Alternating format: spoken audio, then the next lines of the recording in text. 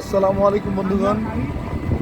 এখন বর্ষার নতুন পানি, চারিদিকে পানি বাড়ছে, মেঘলা আকাশ, গ্রামের পরিবেশ আসলে খুব সুন্দর লাগছে।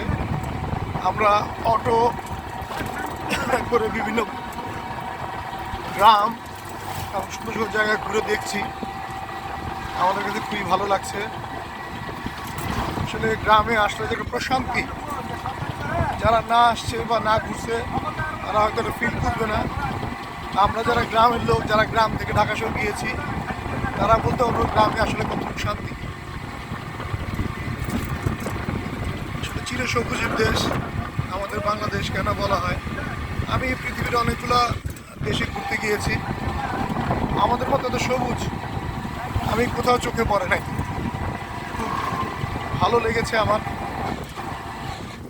আর গ্রামে অটো করে ঘোরা রাস্তায়, এটা একটা ভালো লাগা, খুব ভালো লাগছে আমাদের।